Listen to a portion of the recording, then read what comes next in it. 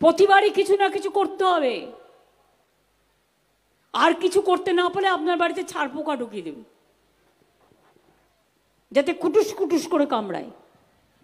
মোদিবাবুকে বলুন, আপনাকে যে 10 বছর ভোট দিয়ে প্রধানমন্ত্রী করেছেন কারা? আমরা যদি নাগরিকই না হই তাহলে আমাদের ভোটটা নিলেন কি করে? মুখ্যমন্ত্রী, প্রধানমন্ত্রী, পঞ্চায়েত, জেলা পরিষদ সবই তো কর্পোরেশন, সবই তো গণতন্ত্রের ভোটে হয়। আপনি গণতন্ত্রটাকে হত্যা করে দিচ্ছেন। আর একদিনে 147 জন এমপিকে সাসপেন্ড করে 39টা আইন পাশ করে নিয়েছে। তাতে হযবরল কে আছে কিচ্ছু জানি না। আইনে বলছে যে কোনো সময় যে কোনো কাউকে ধরবে, জীবনের জন্য তাকে আর বেরোতে দেবেন না, কোনো বিচার পাবেন না। গণতন্ত্রের বাণী নীরবে নিভৃতে কাঁদবে। আজকে দেখেছেন দিল্লির মুখ্যমন্ত্রীকেও অ্যারেস্ট করে রেখে দিয়েছে, আমাদেরও কেষ্টকে অ্যারেস্ট করেছে, আমাদেরও অনেক কর্মীকে অ্যারেস্ট করেছে। কদিন আগে মুসলিম দেখলেই গা কাঁপে একটু ওদের বেশি দেখায়। রামনবমী নিয়ে একটা নিজেরাই দাঙ্গা করলো, তাতে এনআইএ-কে পাঠিয়ে দিয়েছে। আমার কাছে ডকুমেন্ট আছে, বিজেপির নেতা জিতেন তিওয়ারি এনআইএ এসপির সাথে মিটিং করছে, আমরা তার কমপ্লেন পাঠিয়েছি, মনে রাখবেন। এখানকার বিজেপি নেতারা বলে দেবে ওর বাড়িতে গিয়ে ইনকাম ট্যাক্স রেড করো, ওর বাড়িতে ইডি করো, ওর বাড়িতে সিটি করো। আর তৃণমূল কংগ্রেস করলে সব চোর, আর তুমি মহারাজ সাধু হলে আজ আমি আজ চোর বটে।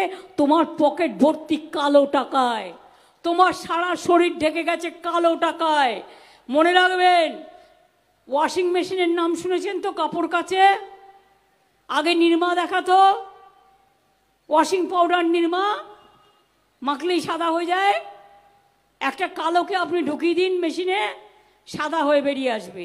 বিজেপি করলেই Bhajpa washing machine, washing machine Bhajpa, washing machine Bhajpa, washing machine Bhajpa.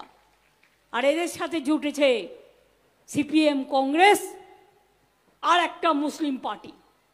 আমি আপনাদের বলি, তৃণমূল কংগ্রেস ইন্ডিয়ান অ্যালায়েন্সের সাথে দিল্লিতে আছে।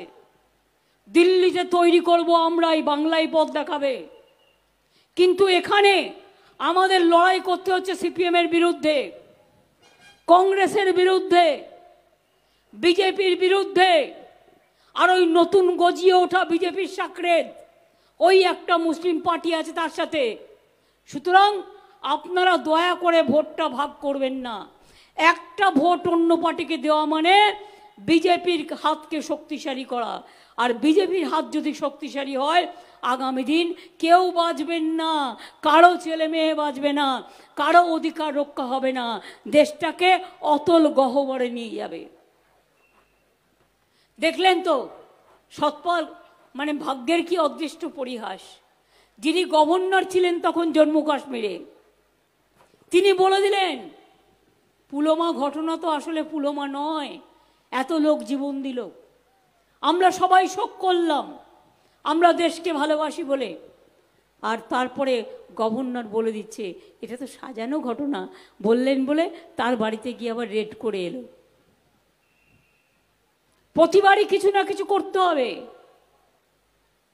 আর কিছু করতে না পারলে আপনার বাড়িতে ছাড় পোকা ঢুকিয়ে দেবে, যাতে কুটুস কুটুস করে কামড়ায়।